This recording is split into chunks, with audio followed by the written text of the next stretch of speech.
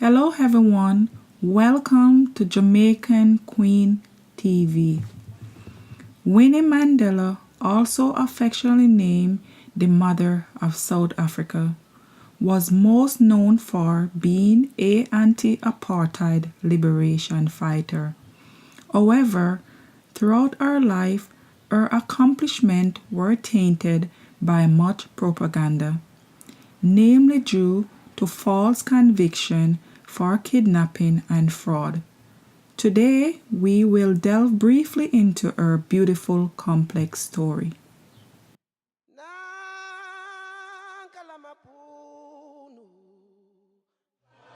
Winnie was born on September 26, 1936.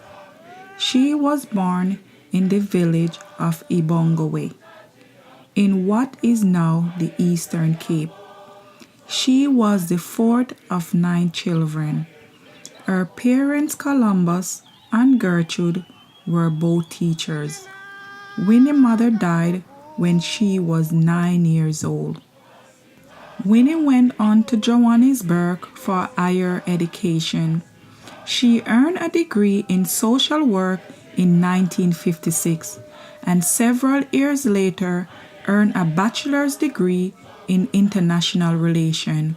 Winnie completed her study and, though receiving a scholarship to study in America, decided instead to work as the first black medical social worker at Borough Gwinnett Hospital in Johannesburg.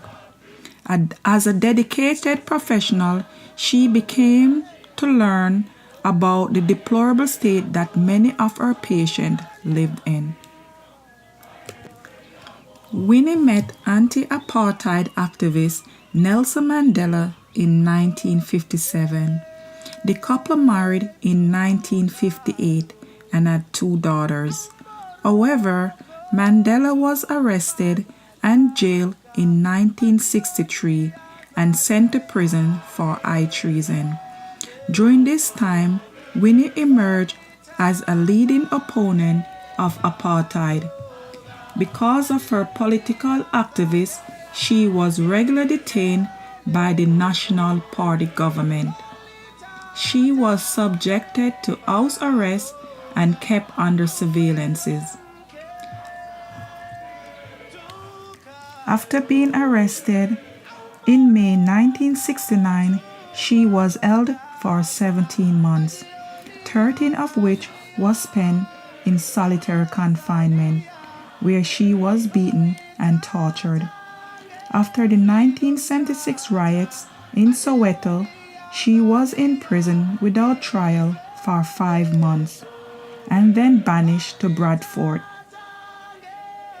a remote town in the then Orange Free State, where she was separated from her 2 daughters and kept in a small makeshift house. The people of the town did not told who she was, but they were told not to communicate with her. Winnie Mandela returned to Soweto from Bradford in late 1985 in defiance of a banning order. During Mandela banishment, the United Democratic Front and Congress of South Africa Trade Union had formed a mass movement against apartheid. The new organization relied more heavily on collective decision-making structures rather than on individual charisma. Winnie Mandela took a more militaristic approach. In a speech she gave in 1986, she called for necklacing of her opponent and informer. Necklacing in South Africa, a name for a tire filled with petrol which is placed round a person's neck and set on fire in order to kill that person. The ANC, who was then operating in exile, distanced themselves from Winnie Mandela. In 1988, Winnie Mandela's home was burned by high school students in Soweto. In retaliation for the action of the Mandela United Football Club. It was surrounding the death of a 14-year-old Stampy who was accused of being an informant for the secret police. For the rest of her life, Winnie Mandela remained an outspoken public figure. She was treated harshly by most of the mainstream media and many whites for her alleged role in fomenting violence against the regime and treating suspected informers severely. Despite whatever conflict and propaganda spouted against her, Winnie is widely revered for her role in fighting to liberate her people from apartheid. Throughout it all, the masses of South Africans hold Winnie in high regards, often refer to her as the mother of South Africa. In truth, Winnie had a lifelong struggle. She is the reason we know the name Nelson Mandela. She fought endlessly to free her husband and enable him to resume his political career.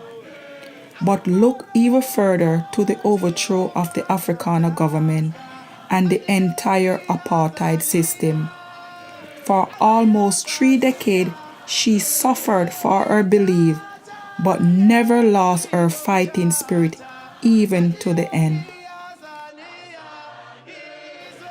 Today, as we Black people worldwide continue to fight to liberate ourselves from this empire of white supremacy, we must look to this stalwart fighter, this warrior queen, as an example of what it was to be principled and uncompromising in our fight.